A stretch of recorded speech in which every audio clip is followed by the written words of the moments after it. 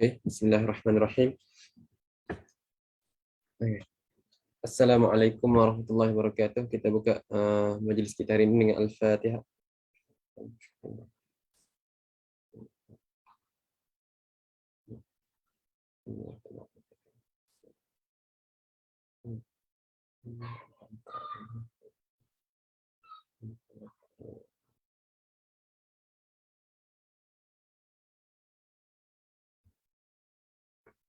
Ya, Bismillahirrahmanirrahim. Alhamdulillahirabbil alamin wassalatu wassalamu ala asyrafil anbiya'i wal mursalin wa ala alihi washabbihi ajma'in.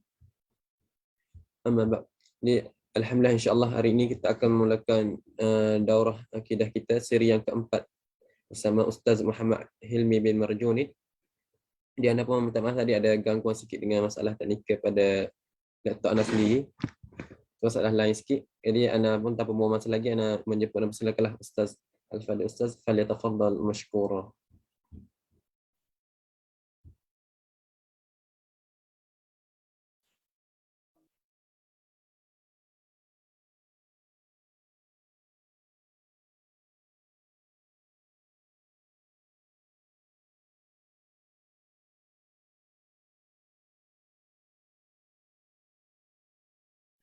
أعوذ بالله من الشيطان الرجيم بسم الله الرحمن الرحيم الحمد لله رب العالمين والصلاة والسلام على أشرف الأنبياء والمرسلين وعلى آله وصحبه أجمعين رب اشرح لنا صدورنا ويسر لنا أمورنا واحلل عقدة من ألسنتنا يفقه أقوالنا.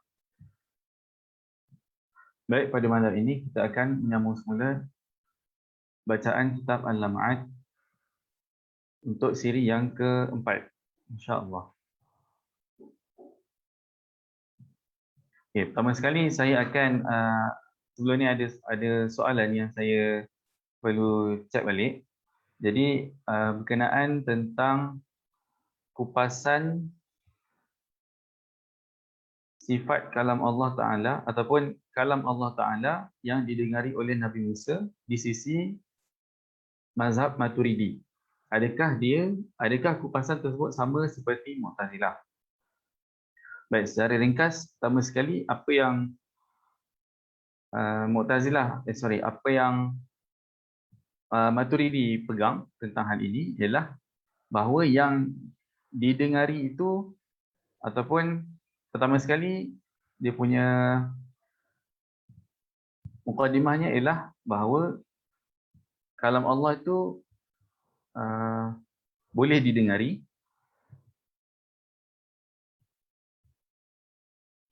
Kalam Allah boleh didengari, tapi bukan kalam Allah.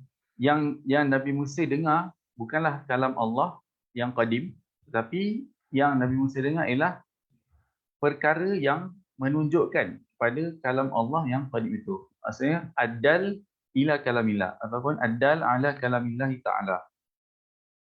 Itu yang dipegang oleh Maturidi. Jadi persoalannya kat sini, bila dikatakan adal ala kalamillah adalah perkara yang didengar oleh Nabi Musa, secara tidak langsung yang didengari itu bukanlah perkara yang qadim, tetapi perkara yang baharu. So dekat situ ada sedikit persamaan dengan Mu'tazilah. Sebab Mu'tazilah pun kata bahawa Nabi Musa dengar suara pada pokok.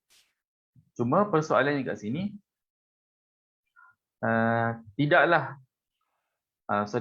cuma persoalan kat sini, adakah Maturidi mengatakan bahawa Nabi Musa mendengar apa yang Nabi Musa dengar tu adalah suara dari pokok? Itu satu. Sebab itu Allah alam, saya sini tak jumpa apa jawapannya untuk soalan tu. Satu. Kemudian yang kedua pula ialah bahawa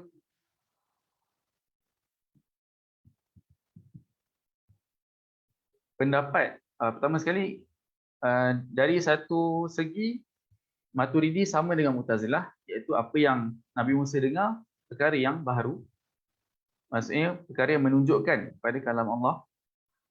Tetapi bezanya Maturidi dengan Mu'tazilah ialah pada menyatakan bahawa kalam Allah itu baharu ataupun tidak.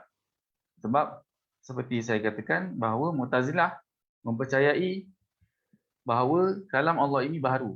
Maka bila Allah nak menyampaikan sesuatu, Allah nak menunjukkan sesuatu perkara ataupun ialah menyampaikanlah sesuatu kan, sesuatu makna, maka Allah akan mencipta kalam yang baru. Dan kalam itu tidak ada pada zat Allah Ta'ala. Tapi benda ni berbeza dengan Maturidi. Maturidi secara usulnya percaya bahawa kalam Allah itu qadim, dan maksudnya kalam Allah itu sifatnya kalam Allah itu qadim. Satu. Tapi apa yang saya dengar ialah perkara yang baru. So bezanya pada perincian perkara ini tetapi bukan pada usul. Maksudnya beza antara Maturidi dengan Asy'ari ialah pada usul, ialah pada perincian, dan persamaannya pada usul. Tetapi kalau dengan Maturidi dengan Mu'tazilah, bezanya adalah pada usul dan persamaannya dari sudut perincian. Wallahu ta'ala a'lam. Baik, seterusnya, kemudian berkenaan kalau dari sudut mazhab Maturidi itu sendiri, berkenaan hal ini dia sama macam mazhab Asy'ariyah, iaitu ada yang menyatakan bahawa maksudnya ada khilaf dalam mazhab itu sendiri yang saya nak sampaikan. Pertama sekali ialah macam yang saya katakan bahawa kalam Allah itu yang Nabi Musa dengar ialah perkara yang menunjukkan bagi ataupun perkara yang mewakili bagi sifat yang qadim, sifat kalam yang qadim. Maka secara tidak langsung apa yang kita boleh faham dari situ ialah ada pendapat maksudnya pendapat Maturidi ini ialah menyatakan bahawa kalamullah ghair masmu'. Kalam Allah ini tidak boleh didengari. Maksudnya kalam Allah yang qadim tidak boleh didengari. Satu. Tapi ada juga pendapat sebahagian Maturidi bahawa kalam Allah Ta'ala ini boleh didengari. Maksudnya kalam Allah yang qadim boleh didengari.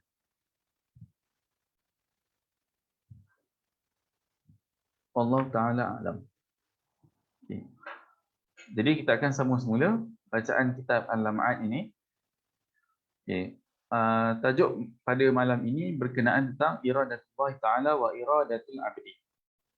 Secara tidak langsung, tajuk ini membahaskan, sebab kita dah selesai tentang perbahasan tentang sifat Allah Ta'ala secara khusus. Maka, dan juga tentang perkara yang mustahil bagi sifat Allah Ta'ala. So, malam ini perbahasan kita akan melibatkan perkara yang mungkin dan hubungannya dengan iradatullah Ta'ala. Okay. Pertama sekali berkenaan iradatullah dan qudratullah. Kedua-dua sifat ini, iaitu sifat iradah dan sifat qudrah, ialah sifat yang berkait tentang ataupun berkait dengan perkara mungkin, iaitu perkara mungkinat. Perkara mungkinat ni ialah perkara yang harus. Maksudnya dia boleh ada, boleh tiada. Maksudnya perkara itu boleh kewujudannya boleh ada ataupun boleh tiada. Kewujudannya boleh ada ataupun boleh tiada. Okey. So kalau kita bandingkan matan ini atau Lam'at ini ataupun matan Lima'ul Adillah di sini, sebenarnya perbahasan yang kita masuk pada kali ini dia berkenaan tentang perkara-perkara yang harus bagi Allah Ta'ala, perkara-perkara yang jaiz ataupun jaizat, melibatkan tentang perkara yang harus bagi Allah Ta'ala. Jadi sebab itulah dekat sini dinyatakan bahawa iradatullah, dan secara tidak langsung bila kita kaitkan iradatullah dengan perkara mungkin, dia tak nak akan libat sekali tentang sifat qudratullah. Sebab kedua-dua sifat ini berkait tentang perkara mungkinat. Itu yang pertama. Kemudian perbahasan tentang perkara yang jaiz, iaitu tentang harus, perkara yang harus bagi Allah Ta'ala. Maksudnya ialah perkara yang Allah boleh untuk buat, boleh untuk tak buat. Jadi maksudnya bila Allah boleh untuk buat, boleh untuk tak buat, secara tidak langsung, apa yang perkara tersebut, perkara yang boleh tersebut ialah perkara yang mungkin. Itu maksudnya. So di sini ada beberapa isu yang utama yang dibahaskan dalam perbahasan perkara yang harus bagi Allah Ta'ala. Jadi kita akan teliti satu persatu isu tersebut, dan saya fikir ada dalam 3-4 isu kat sini yang dalam matan ni. Ada dalam 3-4 isu. Okay, bismillahirrahmanirrahim. Sekejap.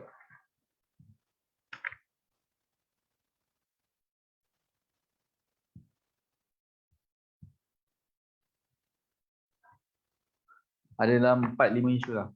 Bismillahirrahmanirrahim. Qala al-muallifu hafizahullah ta'ala wa nafa'ana bihi wa bi'ulumihi fid dharain amin.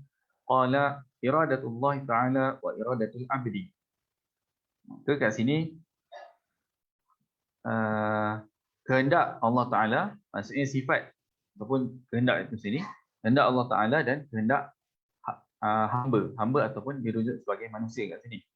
Al-hawadithu kulluha taqa'u muradatan lillahi ta'ala, naf'uha wa dhurruha khairuha wa syarruha. Perkara baharu semuanya berlaku hasil daripada kehendak Allah Ta'ala.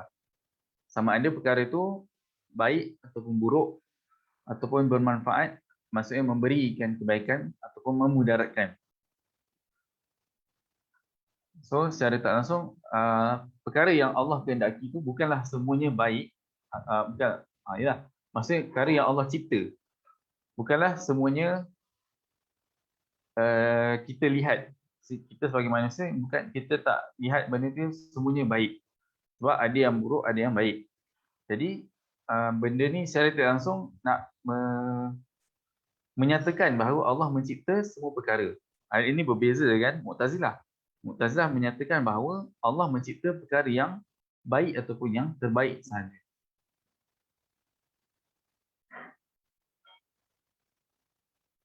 Okay, seterusnya.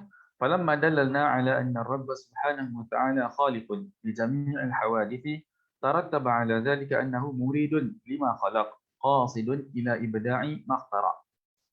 Okay. Bila kita dah nyatakan ataupun bila kita dah buktikan bahawa Allah Ta'ala ni mencipta segala perkara baru, maka secara tidak langsung Allah berkehendak untuk setiap perkara yang dia ciptakan. Maksudnya apa yang Allah ciptakan tu, itulah yang Allah nak. Allah nak benda tu ada, maka adalah dia. Itu maksudnya. Kemudian kejap tadi, berkenaan perkara baik dan buruk ni, sebenarnya dia bersifat subjektif. Maksudnya baik dan buruk ni adalah sifat yang aradi. Maksudnya sifat tu dia tidak semestinya ada pada satu perkara. Maksudnya boleh jadi kita nampak sesuatu perkara ni baik ataupun elok, ataupun kita lihat dia sebagai perkara yang positif. Tapi bagi orang lain, benda tu adalah negatif. Itu maksudnya. Maksudnya dia subjektif. Baik buruk ni subjektif. Kita teruskan. Waqad qadatil uqulu bi anna qusur al-iradati wa 'adama nufudil masyiati min asdaqil amarat ad-dalla 'ala simatin naqsi wal ittisaf bil 'ajzi wal qusur. Akal kita tahu bahawa kekurangan pada iradah, kekurangan pada kehendak dan juga pada qudrah adalah sesuatu yang adalah satu petanda bahawa orang pihak yang bersifat dengan sifat tersebut lemah. Itu sudah pasti kan. Maksudnya bila dia boleh, maksudnya bila kita andaikan seseorang lah kan. Seseorang dia contoh dia tak boleh berjalan. Maksudnya dia lemah lah. Dia lemah. Maksudnya itu satu kekurangan. Itu satu bentuk kekurangan. Okey. Ini dari perenggan ni secara ringkas nak menyatakan tentang kenapa Allah perlu bukan kenapa Allah, kenapa kita perlu i'tiqad, bahawa Allah itu berkuasa terhadap segala perkara yang harus ataupun segala perkara yang baharu. Itu dia punya persoalan dia. Okey, wa man tarashshaha lil mulki thumma kana la yanfudhu muraduhu fi ahli mamlakatihi udda dha'ifal munnah wa mudha'al fursah. Fa idza kana dhalika yuzri 'ala man tarashshaha lil mulki fa kaifa yajuzu dhalika fi sifati malikil muluki wa rabbil arbab.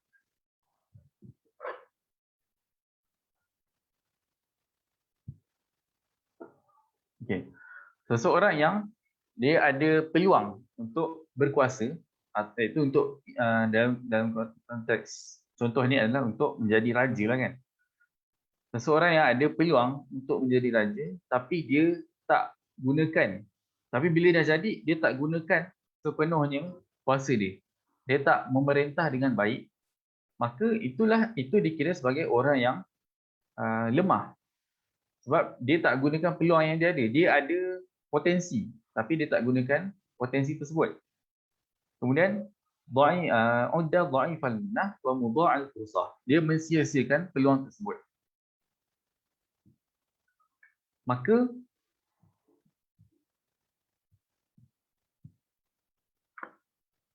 Maka orang yang pemerintah yang sedemikian dia kita akan nampak maksudnya rakyat akan nampak dia sebagai pemerintah yang tercela lah.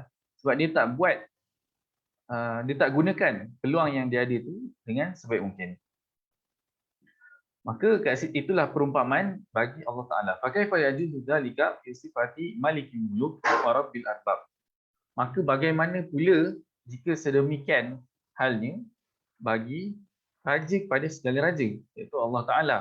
Maksudnya kalau Allah Taala dikatakan tidak mampu untuk membuat segala perkara mungkin, maksudnya dia boleh buat sebahagian je, maka itu dah dikira sebagai satu bentuk lemah. Ini perumpamaannya. Kemudian waqad ajma'a salaful ummati wa khalafuha ala kalimatin la yajhaduha mu'tazil ila al-islam. Wa hiya qawluhu ma sya'allahu kana wa ma lam yasha' lam yakun. Okay. Umat Islam sama ada dalam kalangan salaf ataupun khalaf ijma' ataupun bersepakat bahawa bersepakat terhadap beberapa slogan ataupun ayat yang kalau orang yang maksudnya setiap orang Islam dia takkan nafikan benda ni, iaitu masya-Allahu kana wa ma lam yasha' lam yakun. Dan juga wal ayat asy-syahidah li ahli al-haq la tuhsa kathratan. Okey, kemudian poinnya ialah kat sini ialah apa-apa yang Allah nak tu akan berlaku dan apa-apa yang Allah tak nak takkan berlaku. Ini maksud masya-Allahu kana wa ma lam yasha' lam yakun. Minha qawluhu ta'ala walau sya'allahu la jama'ahum 'alal huda. Jika Allah nak, Allah akan menghimpunkan umat manusia ni dalam kebenaran ataupun dalam hidayah. Wa minha qawluhu ta'ala faman yuridillahu an yahdiyahu yashrah sadrahu lil Islam. Faman yurid an yudillahu yaj'al sadrahu dhayiqan haraja. Sesiapa yang Allah nak orang itu sesiapa yang Allah nak memberikan seseorang hidayah, maka Allah akan melapangkan dadanya pada Islam. Dan sebaliknya, bagi orang yang Allah nak sesatkan dia, maka Allah akan jadikan dadanya sempit, iaitu sempit daripada menerima Islam. So, kat sini walau sya'allahu la jama'ahum 'ala huda. Ni adalah suatu bentuk macam andaian lah. Kalau Allah nak, pasti Allah akan buat. Tapi hakikatnya Allah tak buat. Maksudnya hakikatnya Allah tak buat, maka maksudnya Allah tak buat untuk semua orang mendapat hidayah ataupun semua orang menerima kebenaran. Maka itulah maksudnya secara tak langsung Allah berkehendak untuk sedemikian. Itulah yang dinyatakan dalam ayat yang seterusnya kan. Okey, itu berkenaan kehendak Allah Ta'ala dan kehendak hamba. Maksudnya kat sini, Okay. First sekali kita kena faham bahawa bahawa kudrah dan iradah dia kudrah dan iradah Allah Taala berkait tentang perkara mungkin. Itu satu. Seterusnya yang kedua, kudrah dan iradah tidak akan lari daripada sifat ilmu. Tidak akan lari daripada ilmu. Sebab apa yang Allah nak, apa yang Allah kehendak ataupun apa yang Allah buat mestilah berdasarkan kehendak dia. Maksudnya dia buat sesuatu perkara, contoh dia cipta Ali, kemudian maksudnya penciptaan Ali itu mestilah mengikut kehendak Allah untuk Ali itu wujud. Satu. Kemudian kehendak Allah untuk Ali itu wujud mestilah selari dengan pengetahuan Allah bahawa Ali akan wujud pada satu tempoh. Itu yang kedua. Maksudnya kat sini, okey, apa yang saya cakap tadi, maksudnya kudrah mengikuti iradah, iradah mengikuti ilmu. Dia macam tersusun kan? Okey, itu adalah pemahaman ataupun konsepsi akal kita. Itu adalah intizam akal kita. Maksudnya itu adalah susunan yang kita boleh susun dalam akal supaya kita faham benda ni. Tapi hakikatnya benda ni bukanlah bermaksud bahawa ilmu Allah Ta'ala ni mendahului kudrah dan iradah Allah Ta'ala. Okay, itu satu perkara. Kemudian lagi satu perkara ialah memandangkan apa-apa yang berlaku dalam dunia ini adalah berdasarkan kehendak Allah Ta'ala dan ilmu Allah Ta'ala. Maka secara tidak langsung, apa-apa yang manusia lakukan, semuanya telah diketahui Allah Ta'ala. Semuanya Allah sudah tahu. Maksudnya Allah dah tahu orang ni macam mana, dia punya perakhiran, dia punya permulaan dia macam mana, Allah dah tahu benda tu. Dan apabila perkara itu berlaku, maksudnya Allah nak perkara itu berlaku.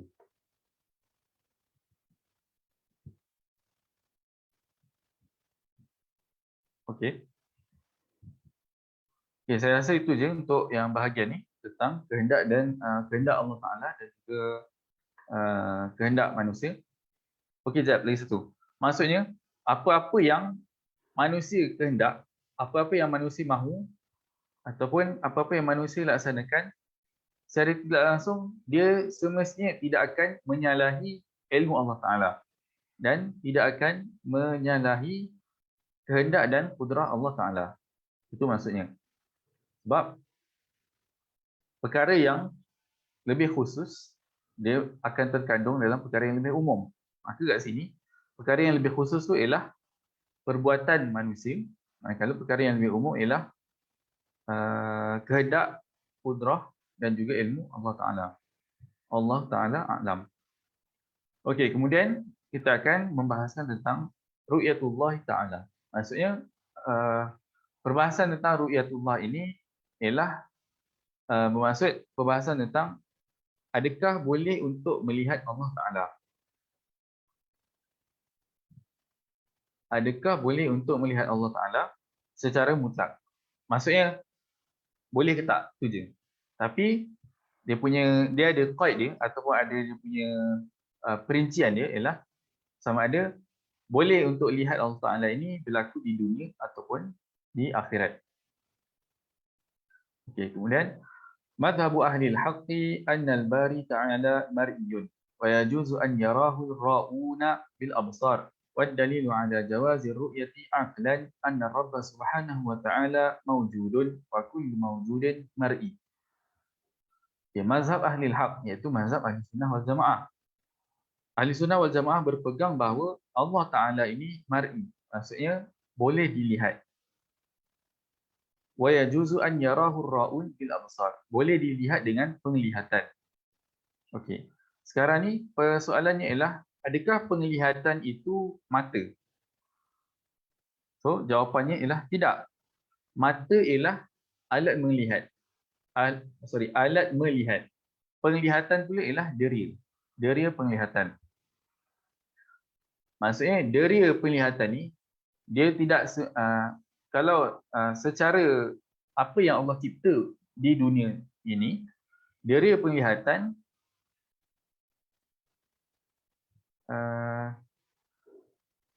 dia tercapai ataupun alat untuk melihat ialah mata.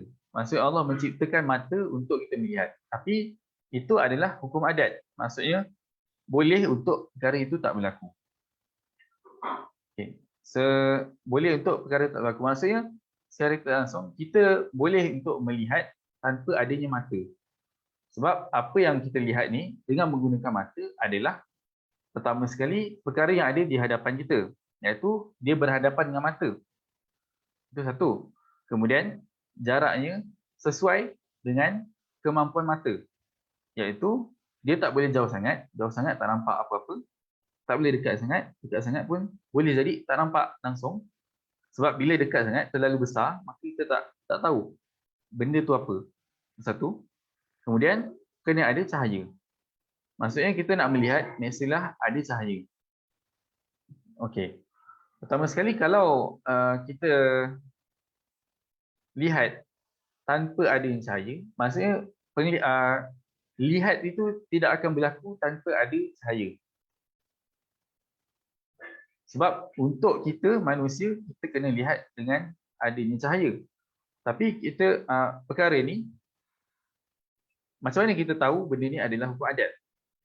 Pertama sekali, antaranya adalah dengan kita membuktikan bahawa adanya makhluk lain yang boleh melihat tanpa adanya cahaya.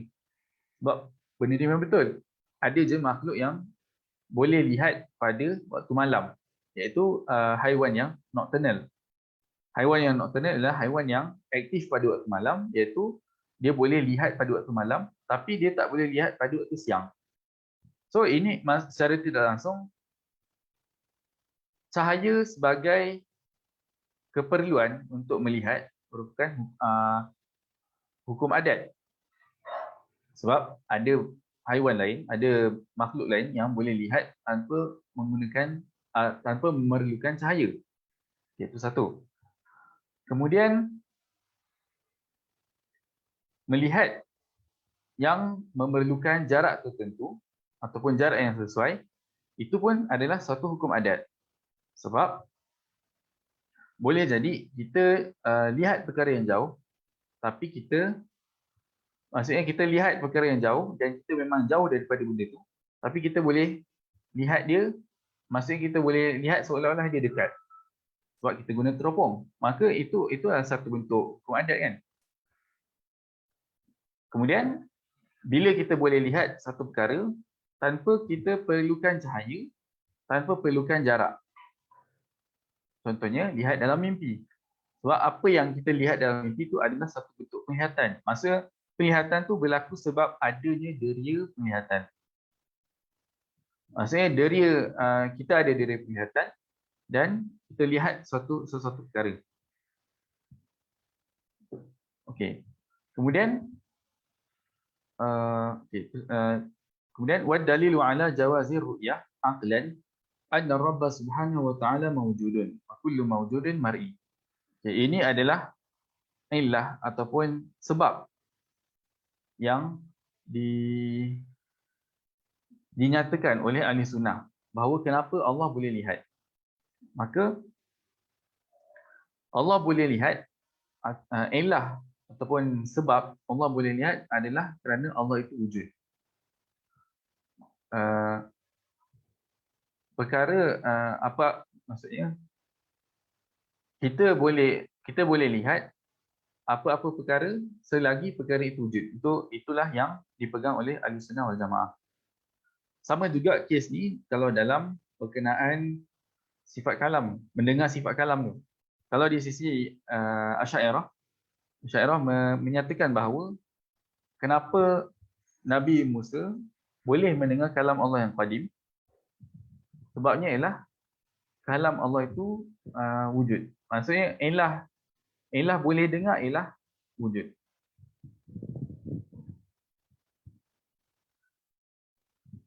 Okay, kemudian wa kullu mawjudin mar'i. Seterusnya wa bayanu dzalika anna nara zawahira wal alwana fa in ru'yal jawa fa in ru'yal jawharu li kaunihi jawharan lazima alla yural aradu. Ini perincian tentang dakwaan tadi ni, dakwaan bahawa kita boleh lihat sebab kita boleh lihat Allah sebab Allah itu wujud. Ini perinciannya. Wa bayanu zalika anna naral jawahira wal alwan.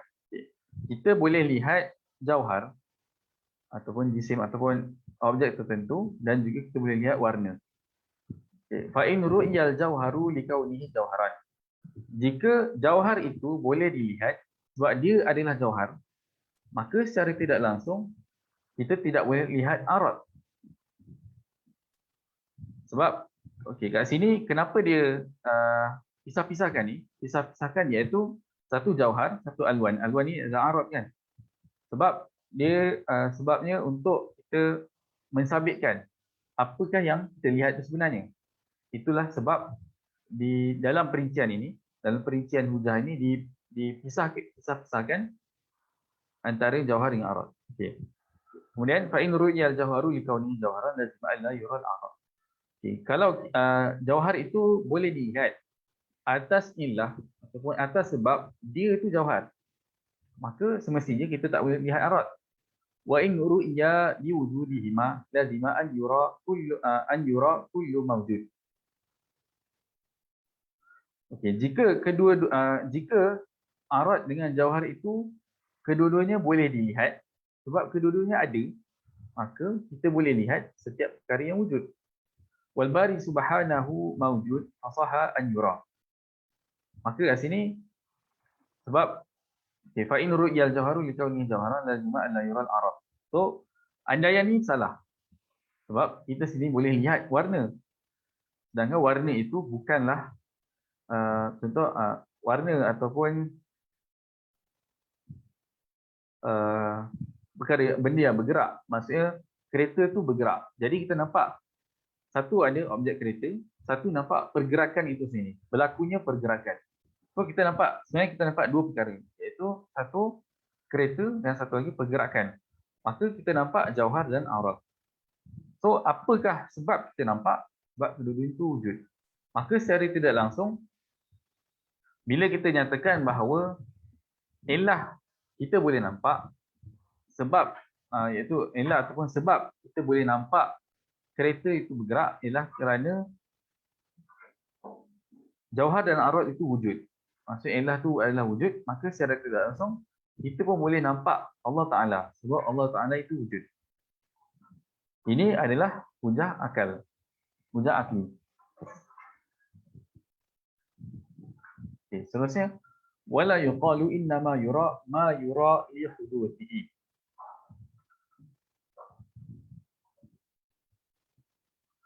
Okay, ini kalau ada sanggahan bahawa kita tak contoh sanggahan tu ialah kita tak boleh lihat Allah Ta'ala sebab Allah Ta'ala itu qadim, contoh. Maka apa yang kita lihat ini, maksudnya kita lihat kereta yang bergerak itu, pertama dia wujud, satu. Ataupun kita lihat kereta yang bergerak itu sebab dia adalah baharu. Sebab benda ni benda yang baru, so kita ni pun baharu, maka kita boleh lihat perkara yang baharu. Itu andaian bagi pihak yang nak mendakwa bahawa illah untuk lihat itu adalah perkara itu baharu kan, adalah kebaharuan. Okay. Wala yuqalu innama yura ma yura li huduthihi wa rabbu subhanahu azaliyun qadimun dzat fala yura. Maka maksudnya apa yang boleh dilihat ini adalah sebab dia sebab perkara tersebut baharu, tapi Allah tu qadim, maka Allah Ta'ala tidak boleh dilihat. Fa inna naqul. Apa sanggahan bagi dakwaan ini? Al-hudutsu yunbi'u an mawjudin masbuqin bi'adam. Wal 'adamu sabiqu la yusahhihu ar-ru'yata. Okey. Baharu itu sendiri, konsep baharu, hudud, yunbi'u an mawjudin masbuqin bi'adam. Dia menunjukkan adanya perkara yang wujud, tetapi perkara yang wujud dan ataupun yang didahului oleh ketiadaan. Maksudnya dulu dia tak ada, kemudian dia ada. Itu maksudnya. Kemudian wal adamu sabiqu la yusahhihu ar-ru'yata. maka ketiadaan yang terdahulu ataupun yang mendahului itu tidak membolehkan untuk kita melihat. Fanhasara tashihu fil wujud. Maka terbatas ilah untuk melihat ni pada wujud. Iaitu kalau dikata sebab tadi ilah dakwaan ni menyatakan bahawa ilah lihat tu ialah baharu, kebaharuan, sifat baharu tu. Tapi masalahnya sifat baharu ni sifat, maksudnya sifat baharu yang dah tak ada, maksudnya dia tak boleh dilihat. So bila sifat yang baru tak boleh, sifat baharu yang dah tak ada, maksudnya dia arat yang sudah tiada tidak boleh dilihat, maka secara tak langsung benda yang boleh dilihat ialah benda yang wujud. Itu maksudnya. Padahal hadza ala anna kulla mawjudin sahha an yura. Maka secara tidak langsung terbatas dan terbukti bahawa ilah untuk melihat ialah wujud. Wa yastadallu ala jawazi ru'yati wa annaha satakunu fil jinan. Wa'dan min Allah wa sidqan wa qawlan minhu haqqan qauli ta'ala. Okay. Ini lagi satu ataupun dalil naqli bagi bolehnya untuk melihat Allah Ta'ala, iaitu wujuhun yawma idzin nadhirah ila rabbiha nadhirah wan nazar idza uddiya bi ila iqtada ru'yatal basar. Okay. Dalam Quran dinyatakan bahawa ayat ini ila rabbiha nadhirah, maksudnya pada hari kiamat nanti orang yang beriman boleh melihat Allah Ta'ala. Kemudian wan nazar, bila perkataan nazar ataupun fi'il ataupun tak kisahlah isim atau fi'il, tapi perkataan nazar itu perkataan yang melibatkan nazar, apabila digandingkan dengan ila maka dia merujuk pada ru'yatul basar, lihat dengan penglihatan.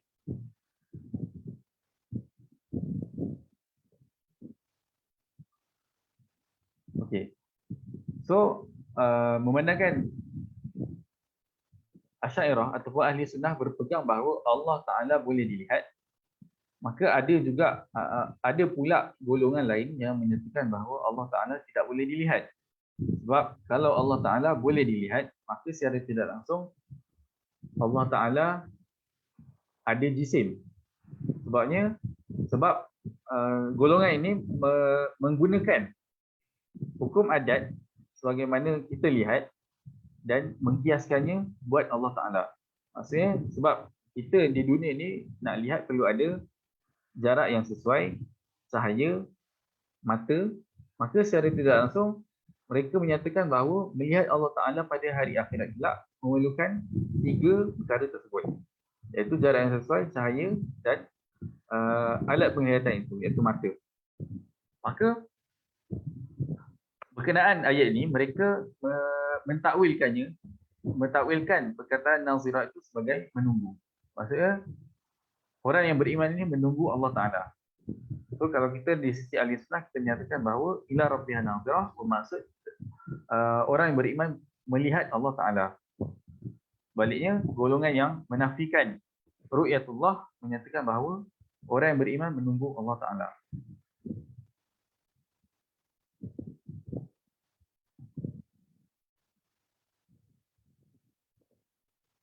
Dan antara golongan yang menafikan ru'yatullah ini ialah Mu'tazilah.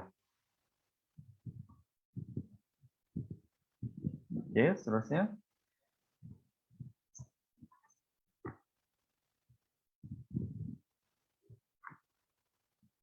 Okey, seterusnya ar-rabbu wal khalqu.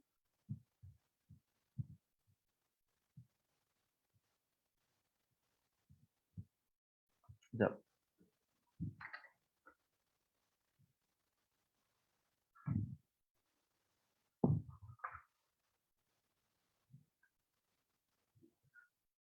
Okey. Okey, perbahasan yang seterusnya iaitu tentang ar-rabb wal khalqu. Dalam arti kata lain, perbahasan ini melibatkan tentang perbahasan kasab ataupun perbuatan manusia. So secara ringkas, di sini ada 3 aliran yang utama, iaitu pertama sekali ahli sunnah. Ahli sunnah menyatakan bahawa Allah mencipta segala-galanya termasuk perbuatan manusia. Maksudnya Allah mencipta segala-galanya termasuk perbuatan manusia, satu. Kemudian Ahli Sunnah menyatakan bahawa Allah tu mencipta perbuatan manusia, tapi yang melakukan perbuatan tersebut ialah manusia itu sendiri. Itu di sisi Ahli Sunnah wal Jamaah. Kemudian ada pula aliran Jabariyah, iaitu Jabariyah menyerahkan segala-galanya kepada Allah Ta'ala, iaitu penciptaan dan perlakuan ataupun tindakan manusia ini sendiri bahawa semuanya terserah kepada Allah Ta'ala. Kemudian ada pula aliran yang ketiga, iaitu Qadariyah.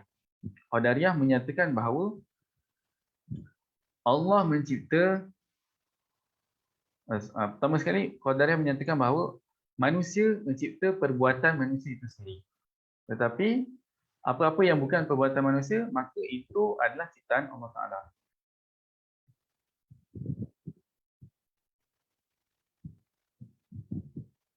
So, secara tidak langsung kat sini, Ahli Sunnah adalah aliran yang pertengahan antara Jabariyah dan Qadariyah. Iaitu Allah Ta'ala mencipta segala perkara termasuk perbuatan manusia. Kemudian manusia pula melakukan perbuatannya sendiri. Okay. Kenapa Ahli Sunnah menyatakan sedemikian? Kenapa Ahli Sunnah menyatakan sedemikian? Okay. Antara jawapannya ialah, pertama sekali, Ahli Sunnah menyatakan bahawa Allah mencipta segala perkara termasuk perbuatan manusia. Okay. Hal ini berbeza dengan Mu'tazilah tadi, ataupun Qadariyah. Qadariyah menyatakan bahawa manusia mencipta perbuatan dia sendiri. Tetapi segala perkara lain selain perbuatan manusia itu diciptakan oleh Allah Ta'ala. Maka secara tidak langsung kat situ ada dua pencipta lah. Maksudnya satu manusia, iaitu dia cipta perbuatan dia. Kemudian ada Allah mencipta segala perkara lain selain perbuatan manusia. Okey. Apa kesan dakwaan Qadariyah ini? Kesannya ialah dia secara tidak langsung membataskan kudrah Allah Ta'ala. Sebab bila dinyatakan bahawa manusia mencipta perbuatan sendiri, dia perkara tersebut secara tidak langsung menunjukkan bahawa penciptaan perbuatan manusia itu, maksudnya manusia ni memang berkuasa untuk mencipta perbuatan dia sendiri. Sedangkan secara hakikatnya tidak sedemikian. Sebab sama ada perbuatan tersebut merupakan perbuatan yang kalau contoh iltirari, semestinya tidak, itu memang tak ada khilaf. Tapi yang khilaf kat sini ialah berkenaan perkara yang melibatkan kehendak manusia. Perkara yang melibatkan kehendak manusia. Contohnya, saya nak solat, saya nak zakat, saya nak lakukan zakat, saya nak tunaikan solat, saya nak buat maksiat, maka itu semua saya sendiri yang buat, bukan Allah yang cipta. Okey. Sekejap. Kalau Ahli Sunnah menyatakan bahawa Allah mencipta segala perkara termasuk perbuatan manusia. So, secara tidak langsung, di sini Ahli Sunnah tidak seperti Qadariyah tadi yang membataskan kudrah Allah Ta'ala. Itu satu. Okay. Kemudian kalau kita tengok pada Jabariyah, Jabariyah menyatakan bahawa semuanya terserah kepada Allah Ta'ala. So, bila dikatakan bahawa semuanya terserah kepada Allah Ta'ala, apa kesannya? Kesannya ialah ada dari sudut peremehan ataupun adanya sikap remeh terhadap syariat. Iaitu bila diserahkan semuanya kepada Allah Ta'ala, maka manusia dia tak nak, dia tidak ada rasa tanggungjawab terhadap segala tindak tanduk dia. Sama ada segala tindak tanduk ataupun segala potensi yang dia boleh laksanakan. Maka itulah sebab adanya qaul daripada Jabariyah yang menyatakan bahawa cukup untuk seseorang berniat sahaja. Maksudnya kita niat nak solat ke, niat nak jadi Islam ke, maka cukup untuk niat je, insya-Allah masuk syurga. Sebab semuanya diserahkan kepada Allah Ta'ala. Jadi ahli sunnah tidak sedemikian. Sebab ahli sunnah menyatakan bahawa manusia melakukan perbuatan dia sendiri. Tapi perbuatan tu Allah yang cipta. Okey. Sebab apa? Sebab benda ni akan melibatkan taklif. Akan melibatkan tanggungjawab ataupun pentaklifan sebagai seorang hamba. Maksudnya bila kita ditaklifkan untuk melaksanakan perintah Allah Ta'ala dan untuk menghindari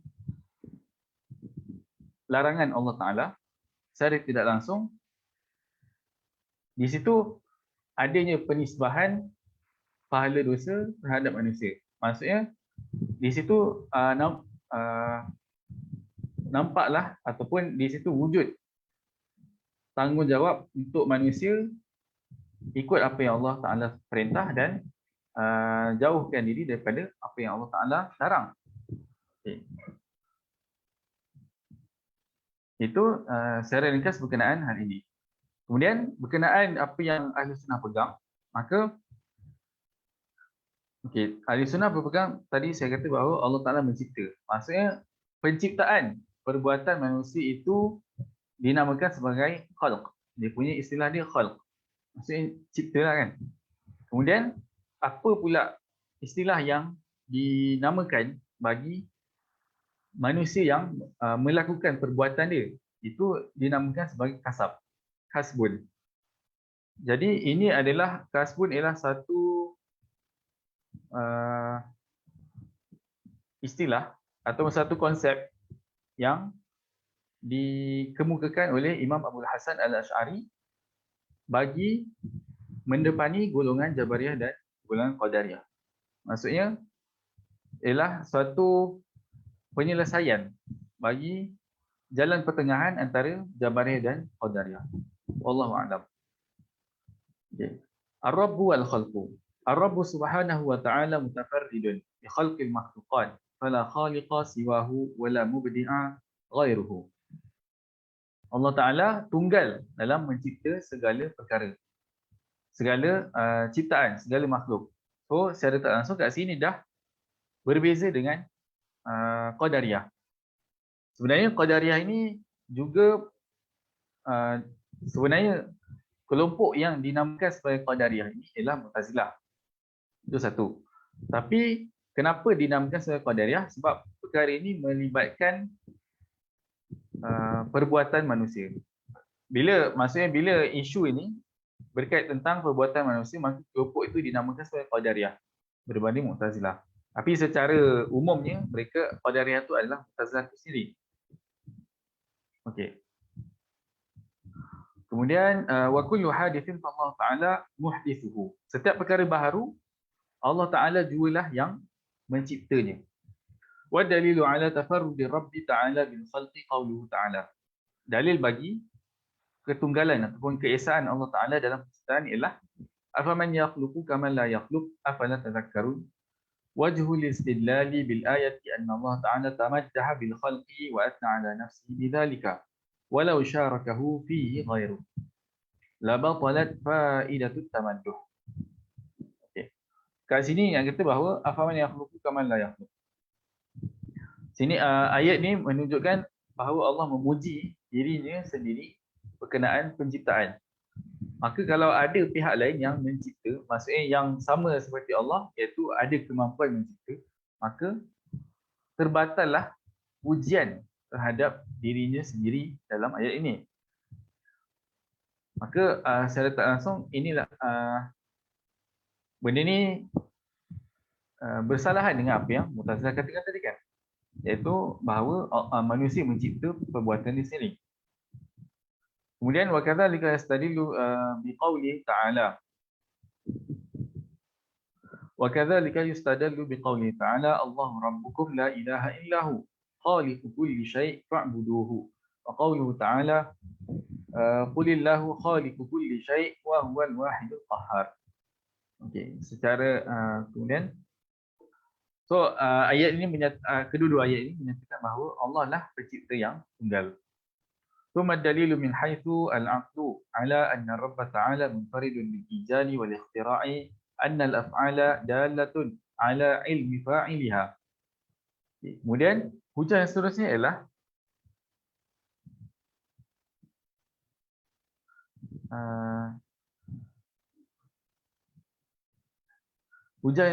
ialah penciptaan itu sendiri, iaitu ijad dan ikhtira' ni sama juga dengan ciptaan lah. Penciptaan itu sendiri menunjukkan bahawa pihak yang mencipta tu dia tahu apa yang dia buat, dia tahu apa yang dia ciptakan. Maksudnya kalau nak cipta sesuatu, iaitu cipta daripada tiada kepada ada. Kat sini beza antara khalq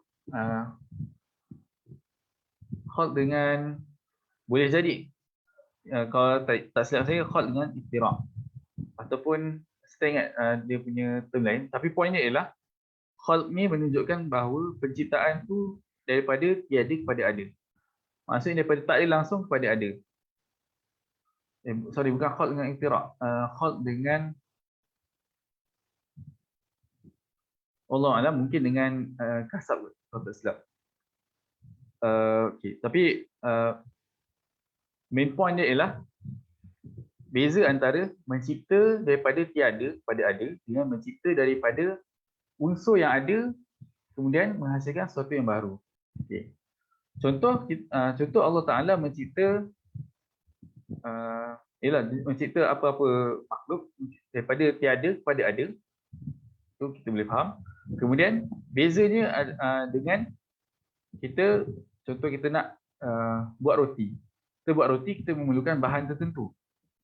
Maka dengan adunan daripada bahan tertentu, kita bakar, terhasillah roti. Dan bahan tertentu boleh jadi telur, minyak, tepung, gula dan sebagainya. Maka secara tidak langsung, perkara yang manusia buat, dia mesti daripada perkara yang dah ada kepada perkara lain kan. Maksud perkara benda lain. Jadi benda lain. Tapi apa yang Allah buat, iaitu apa yang Allah cipta ni ialah daripada perkara yang tiada kepada perkara yang ada. Okay, kemudian wal af'alu saya rasa ni salah apa ni? Salah ija kot. As-sadirah kot. Okey, wal af'alu sadirah min al-ibad la yuhituna bi mu'dhami sifatiha. Okay.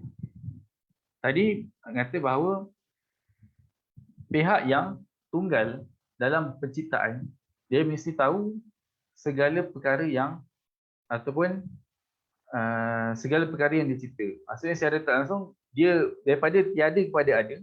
Maksudnya pencipta tu semestinya tahu tentang apa yang dia cipta. Tapi kalau dari segi manusia pula, apa yang manusia lakukan belum tentu manusia tahu kesemuanya.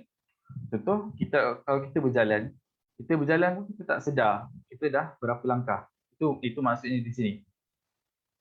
Wala fa'alu sadira min al-ibad la yuhituna bi mu'dhami sifatiha. Walau kanu khaliqina laha lakanu muhitina bi jumlati sifatiha.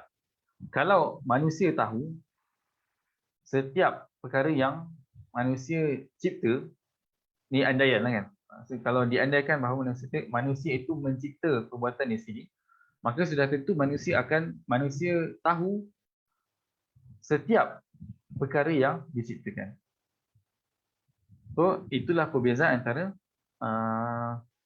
manusia dengan hamba. Iaitu dari segi penciptaan dengan pelaksanaan ataupun perbuatan perkara. Kemudian al-'abdu ghairu mujbar ala af'alihi bal huwa qadirun 'alaiha muktasibun laha.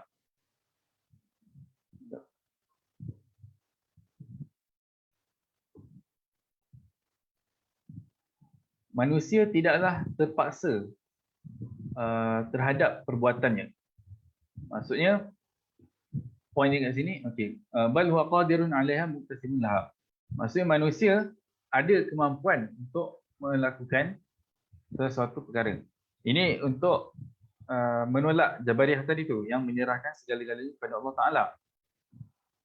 Maksudnya manusia mampu dan mempunyai ikhtiar, mempunyai kehendak ataupun mempunyai pilihan untuk pilih apa yang dia nak buat.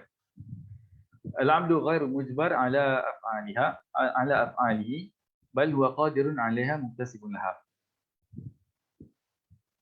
So term muktasibun ini melibatkan konsep kasab yang saya nyatakan tadi.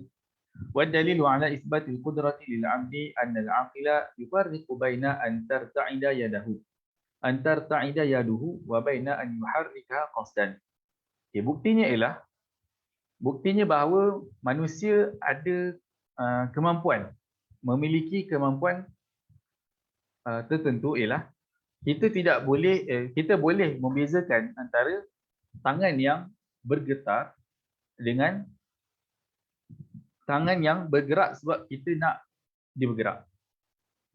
Contoh kalau kita menggigil, benda tu tangan kita ataupun badan kita sendiri boleh menggigil lah. Maksudnya dia bergegar kan. Dia bergegar, menggigil.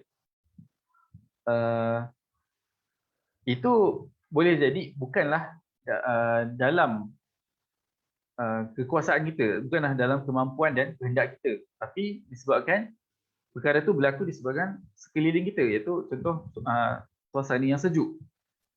Tapi dalam masa yang sama, kita pun boleh untuk menggerakkan tangan kita. So kat situ ada beza antara perkara yang bergerak dengan sendiri, bukan dengan sendiri. Maksudnya dengan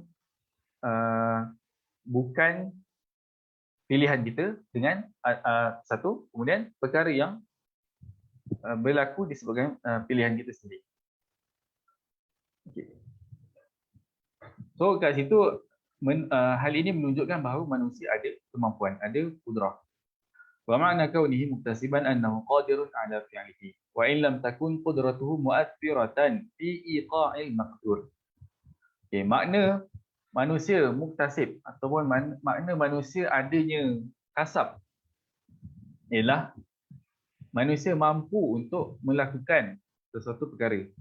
Ada kemampuan untuk melakukan sesuatu perkara, tetapi kita kena faham bahawa wa illam takun qudratuhu mu'athiratan. Apa maksud kemampuan itu?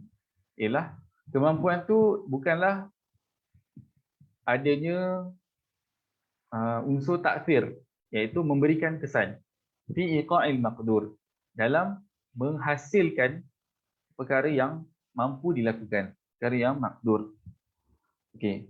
So kat sini perbahasan ini juga melibatkan konsep kasab itu sendiri, iaitu apa-apa yang manusia lakukan. Maksudnya contoh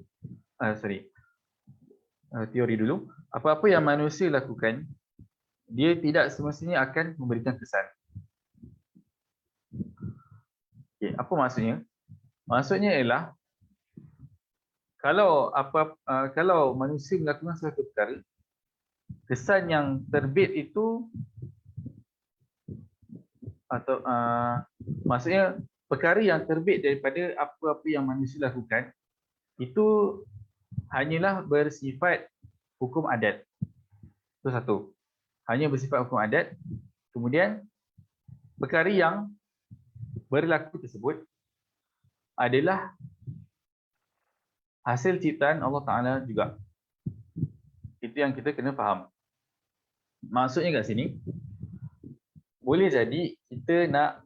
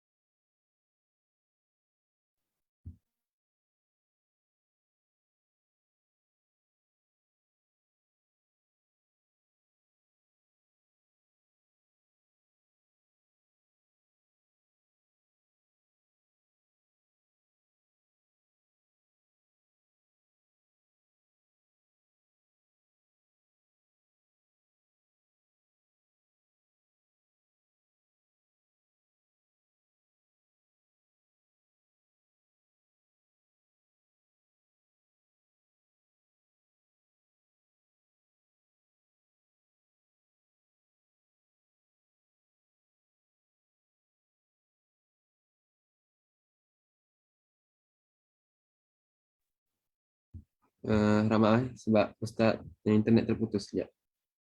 Jadi insyaAllah kita tunggu Ustaz masuk balik. InsyaAllah kita dengar balik lah. Majlis kita sama balik.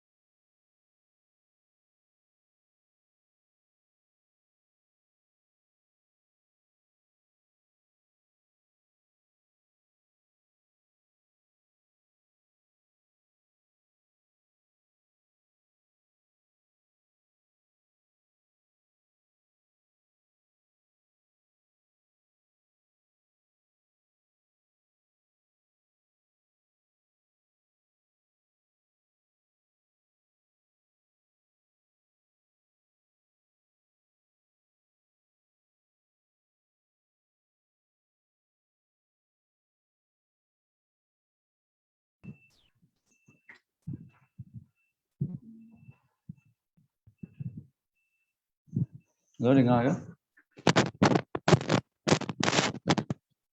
Boleh sambung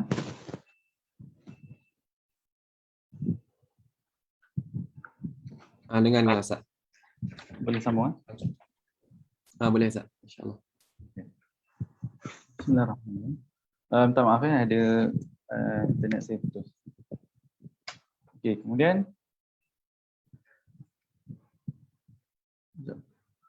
kat sini wa ma'na kaunihi muktasiban annahu qadirun ala fi'lihi wa illam takun qudratuhu mu'athiratan fi iqa'il maqdur wa dhalika bimathabatil farqi baina ma yaqa'u muradan wa baina ma yaqa'u ghaira murad wa in kanat al iradatu la tu'athir fil murad.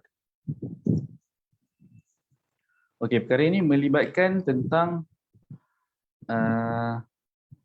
saya kata ni konsep kasab kan. Maksudnya konsep kasab ini maksudnya apa yang manusia lakukan dia mestilah selari dengan apa yang Allah nak. Tapi boleh jadi apa yang kita nak dia tak berlaku sebagaimana yang kita maksudnya apa yang kita nak dan kita cuba untuk laksanakan dia tidak berlaku. Maksudnya perkara itu tidak menepati kehendak Allah Taala. Itu satu. Kemudian tentang taksir dari segi kasab manusia, maksudnya perbuatan manusia dia tidak memberikan kesan.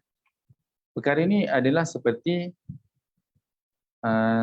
contoh kalau kita nak bakar kertas, secara adatnya benda itu akan membakar. Tapi kita kena faham bahawa yang membakar tersebut ialah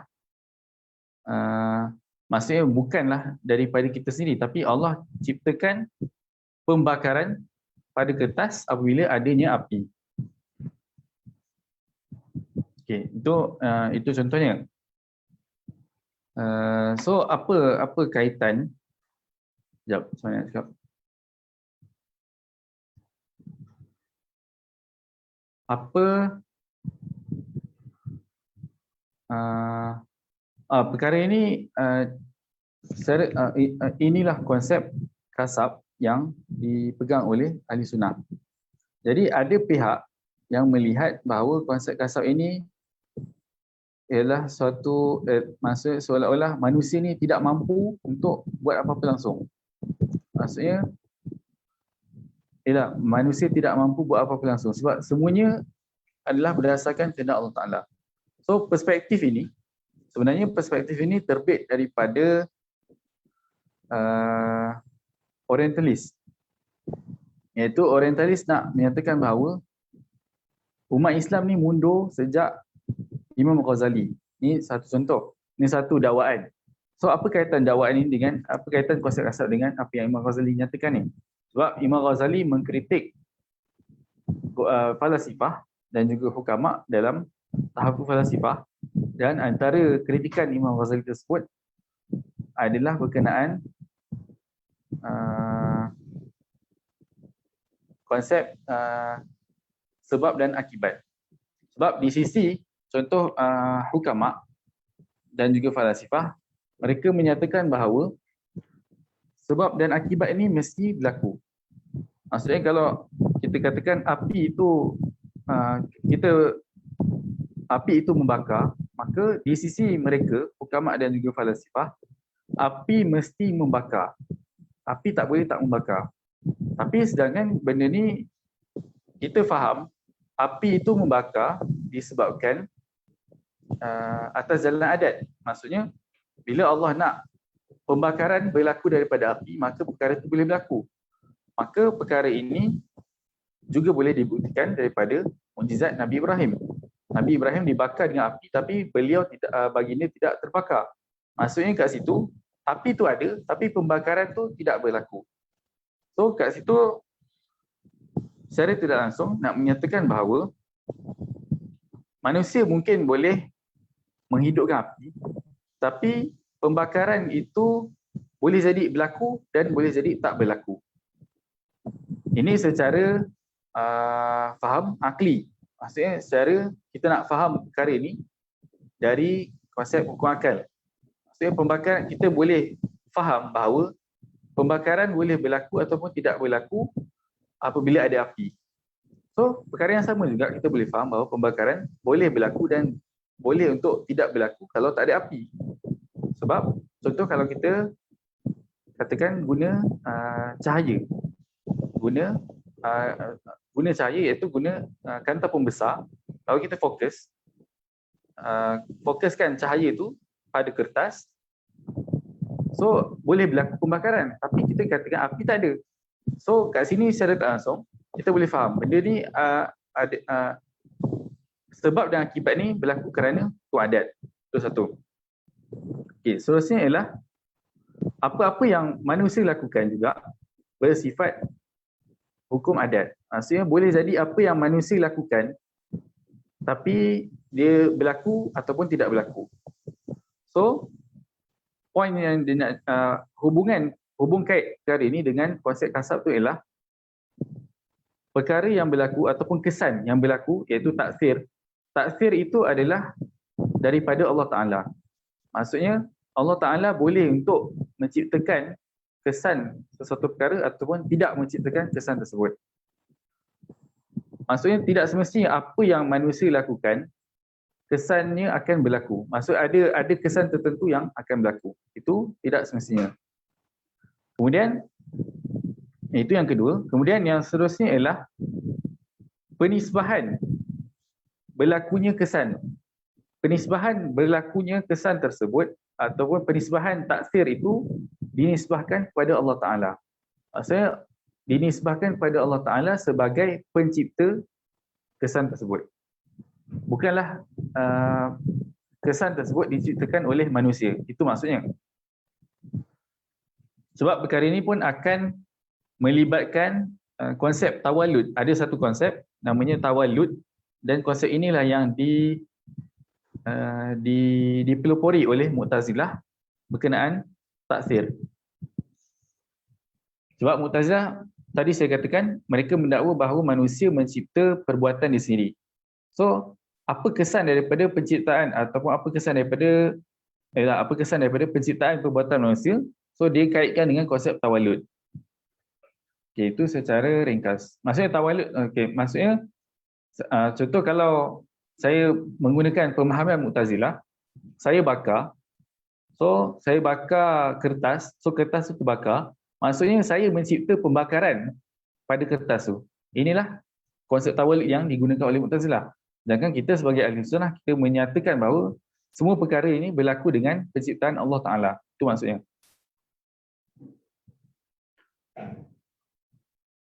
Okay, kemudian la yajibu 'ala Allah Ta'ala syai'. Wa ma an'ama bihi fahuwa fadlun minhu. Wa ma 'aqaba bihi fahuwa 'adlun minhu. Okey, pertama sekali kita tengok yang pertama ini, iaitu la yajibu 'ala Allah Ta'ala syai'. Maksudnya Allah tidak wajib untuk membuat apa-apa perkara. Maksudnya poin di kat sini, Allah melakukan sesuatu perkara hanya dengan kehendak dia, bukan disebabkan faktor tertentu. Maksudnya bukan disebabkan makhluk tertentu. Sebab poin dia ialah apa yang nak dinyatakan kat sini ialah penisbahan segala perkara bagi Allah Ta'ala. Ialah penisbahan segala perkara bagi Allah Ta'ala. Maksudnya Allah Ta'ala tunggal dalam dalam kehendak dia, dalam dia nak menciptakan sesuatu. Maksudnya Allah Ta'ala menciptakan sesuatu bukan disebabkan adanya kemestian ataupun adanya kewajipan tertentu. La yajibu 'ala Allah Ta'ala syai'. So wa ma an'ama bihi fahuwa fadlun minhu wa ma aqaba bihi fahuwa 'adlun minhu. Okey, dua ayat yang seterusnya ni dia terkait dengan ayat yang pertama ini.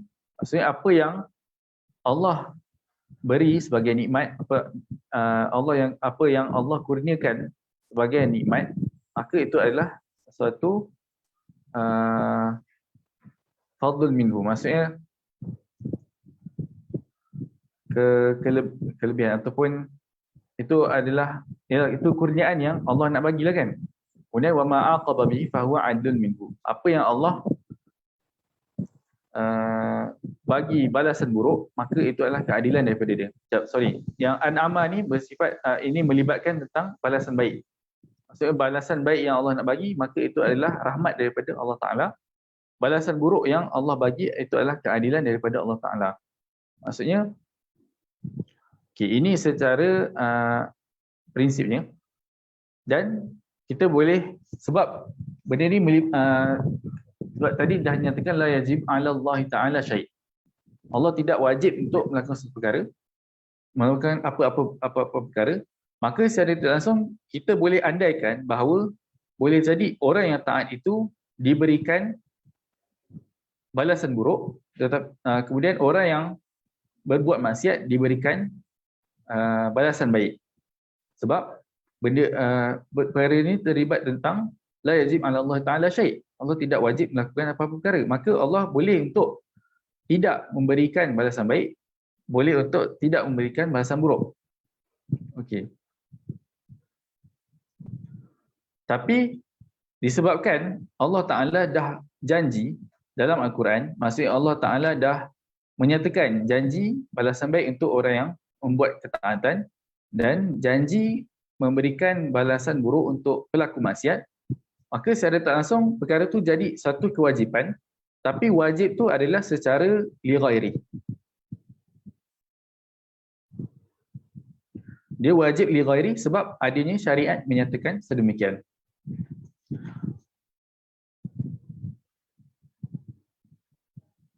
Okey. Kemudian wajibu 'alal 'abdi ma yujibuhu Allah Ta'ala 'alaih.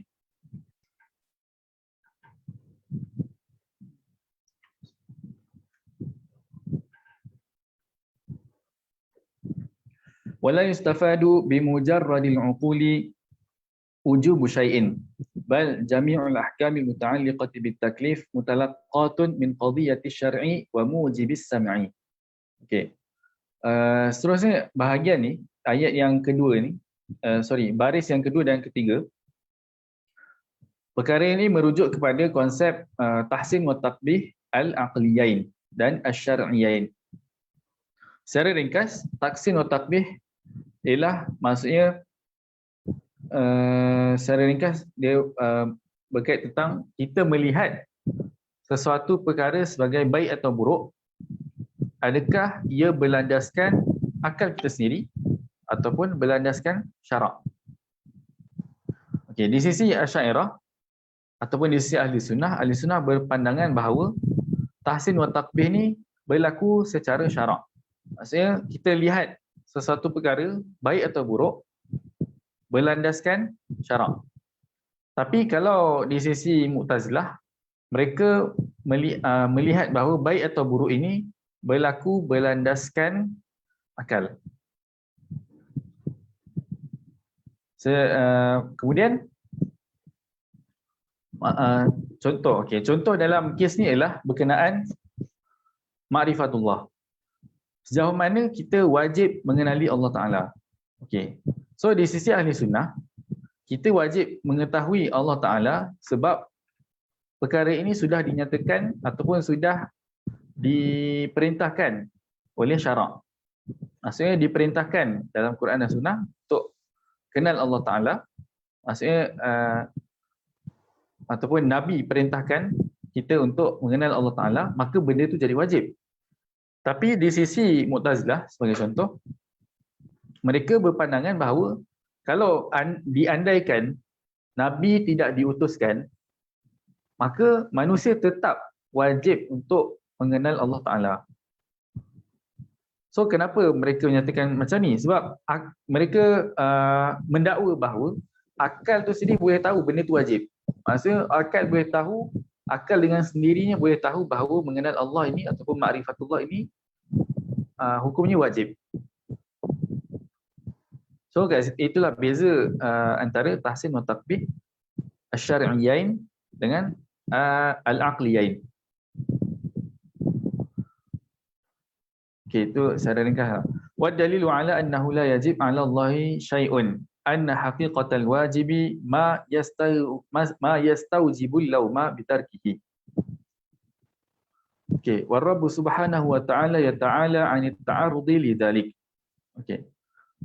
Okey, dalil ataupun bukti yang bagi menyatakan bahawa Allah Ta'ala tidak wajib untuk melakukan apa-apa perkara ialah bahawa wajib itu bermaksud ataupun hakikat wajib itu ialah perkara yang menatijahkan ataupun menyebabkan celaan terhadap pihak yang tidak melakukan perkara wajib itu.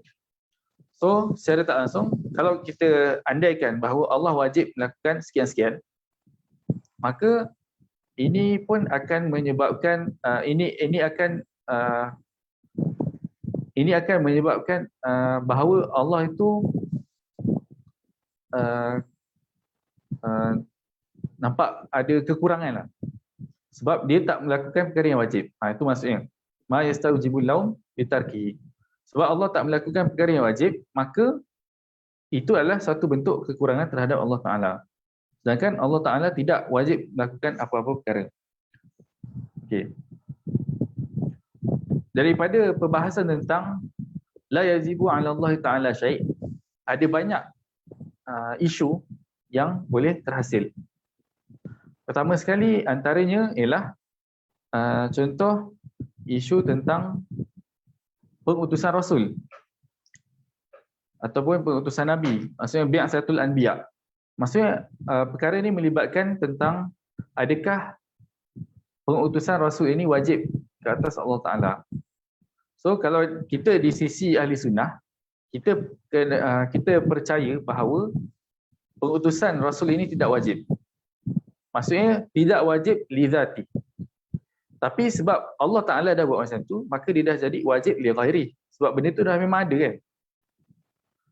Okey. Tapi lain pula di sisi, contoh saya ingat falasifah dan hukama. Mereka menyatakan bahawa pengutusan Nabi dan Rasul ini adalah suatu kewajipan. Maksudnya suatu kewajipan. Yang saya ingat macam itulah. Yang saya ingat falasifah menyatakan hukama menyatakan bahawa pengutusan Nabi dan Rasul ini merupakan suatu kewajipan. Sekejap. Sorry. Jadi saya tak pasti sangat. Tapi itu satu. Maksudnya di sisi ahli sunnah menyatakan pengutusan Rasul bukanlah suatu kewajipan. Kemudian ada juga aliran lain yang menyatakan bahawa pengutusan Rasul ini sesuatu yang mustahil. Contohnya ialah Sumaniyah. Sumaniyah suatu aliran yang menyatakan Sumaniyah dan Barahimah menyatakan bahawa pengutusan Rasul merupakan sesuatu yang mustahil, sebab kalau mereka menyatakan kalau Rasul diutuskan,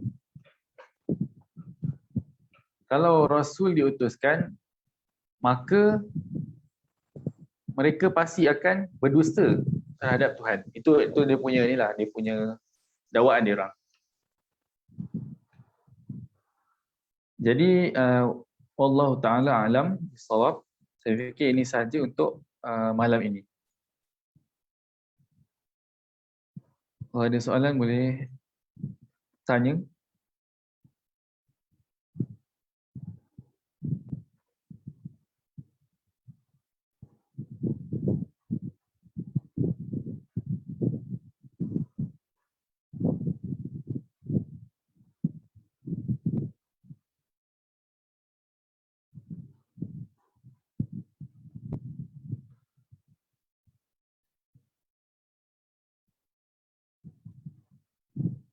Ada soalan ke?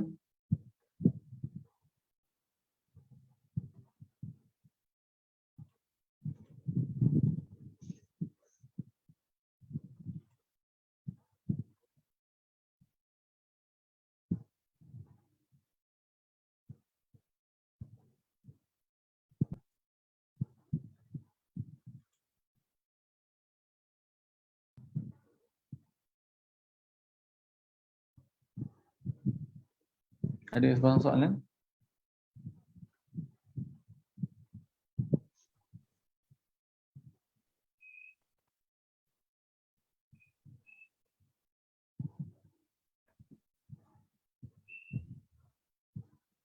Okey, saya Ustaz. Okey, nak tengok di FB tu ada satu soalan yang daurah yang lepas tu. Soalannya dia kata apa kaitan antara Jahmiyah, Mu'tazilah, Maturidiyah dan Asy'ariyah dan juga Jad bin Dirham. Siapa? Dan juga siapa? Dan juga saya tak jelas.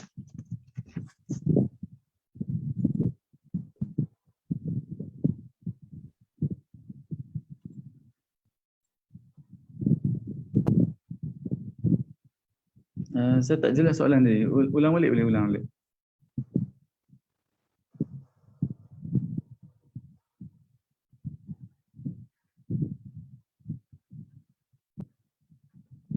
Okey, sekejap. Okey, soalannya ni. Dia kata apa kaitan antara Jahmiyah, Mu'tazilah, Maturidiyah dan Asy'ariyah dan juga Jad bin Dirham. Nama tu saya tak jelas. Apa bin Dirham?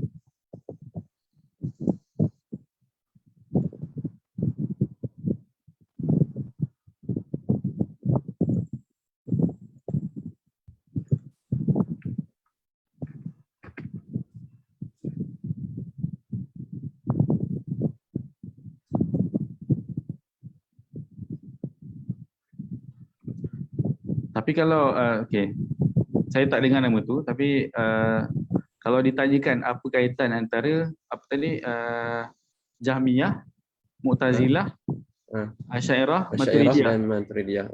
Kompas faham. Okay. Soalan ni pun secara umumnya dia memang tak jelas, cuma tanya perkaitan. Jadi perkaitan tu boleh jadi dari sudut apa kan? Itu kena ada persoalan lanjut. Cuma saya boleh katakan dari segi berkaitan, ini adalah aliran dalam ilmu kalam. Itu je lah. Aliran atau mazhab dalam ilmu kalam. Itulah berkaitan yang ada, yang boleh secara zahir kita boleh nampak kan.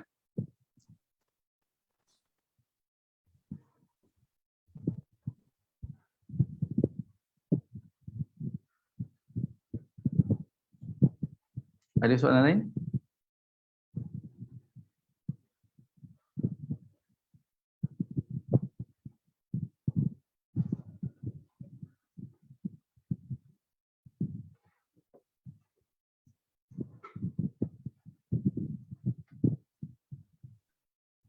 Satu lagi Ustaz, yang di FB ini, adakah benar pandangan yang mengatakan Allah mengetahui sejak azali, tetapi Allah tidak memilih perbuatan manusia, tetapi manusia sendiri yang memilih perbuatannya ikhtiariyah?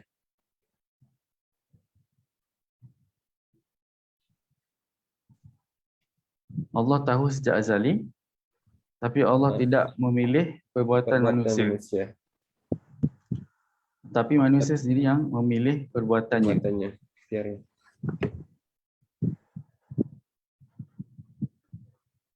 So kat sini ada 3 poin, iaitu Allah tahu sejak azali. Kemudian poin kedua, Allah tidak memilih perbuatan manusia. Kemudian poin yang ketiga ialah manusia sendiri yang memilih perbuatannya ikhtiariyah. Gitu. Okay. Ya, betul. Yang pertama tu betul. Maksudnya Allah tahu sejak azali. Okay, itu tadi isu. Kemudian Allah tidak memilih perbuatan manusia.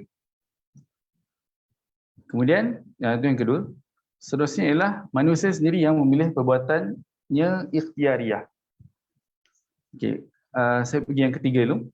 Yang ketiga tu betul lah. Maksudnya manusia diberikan pilihan, diberikan kehendak. Maksudnya Allah mencipta bagi manusia ini kehendak, supaya kehendak pertama kehendak, dan kehendak itu digandingkan dengan akal dan juga syahwat. Maka apabila kehendak itu cenderung kepada akal, maka dia akan pilih perkara yang baik. Kemudian apabila kehendak itu digandingkan dengan syahwat, maka dia akan pilih benda yang tidak baik. So manusia memang ada secara kesimpulannya manusia itu sendiri memang mampu untuk memilih ataupun diberikan kuasa untuk memilih, diberikan ruang untuk memilih. Kemudian tetapi Allah tidak memilih. Yang kedua, tadi yang ketiga kan, yang kedua ialah Allah tidak memilih perbuatan manusia. Kalau secara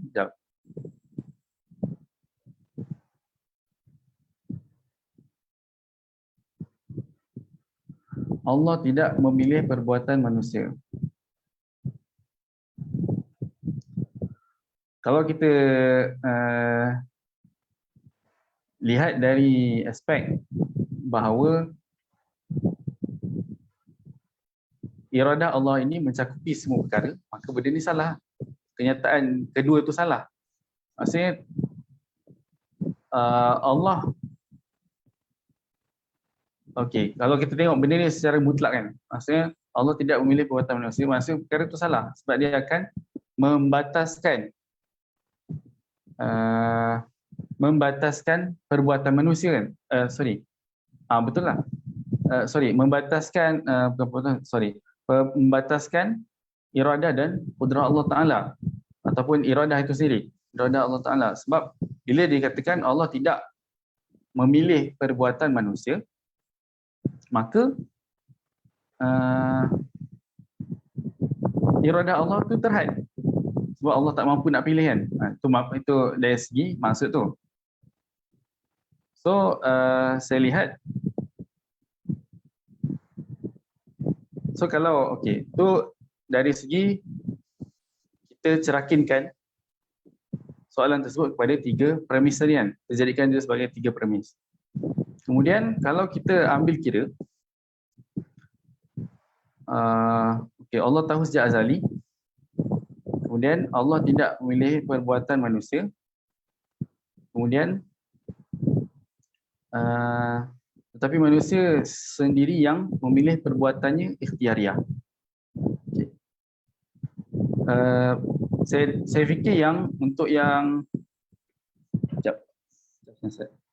saya fikir untuk yang premis pertama itu memang tak dikaitan, bukan tak dikaitan. Boleh untuk kita pisahkan. Maksudnya boleh untuk kita pisahkan secara langsung. Tapi kalau kita tengok yang 2 dengan 3, iaitu Allah tidak memilih perbuatan manusia, tapi manusia sendiri yang memilih perbuatannya ikhtiariah. So kat sini pun saya fikir ada problem juga. Sebab antara yang ahli sunnah pegang ialah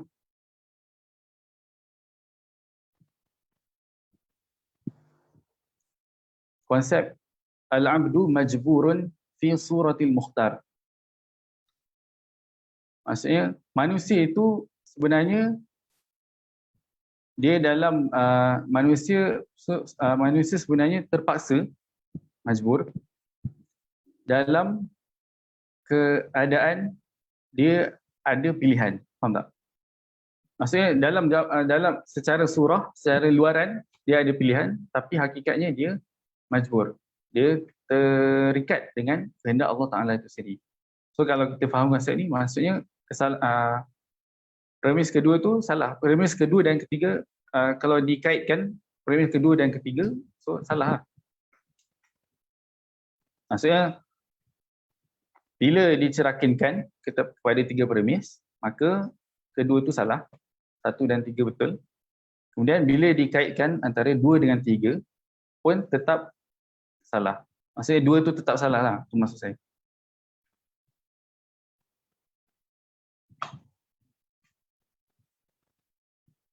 Allah Ta'ala a'lam.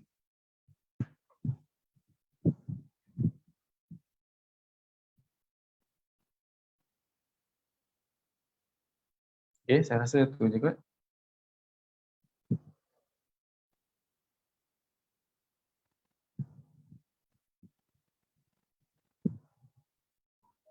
Okey, terima kasih Ustaz. Jawapannya jazakumullah khairul jazak. InsyaAllah kalau tak ada soalan lagi daripada peserta, InsyaAllah kita tangguhlah majlis kita kali ini. Sama balik pada hari Selasa minggu depan. InsyaAllah ta'ala. Kita tangguh dengan tasbih kafarah dan suratul Asr.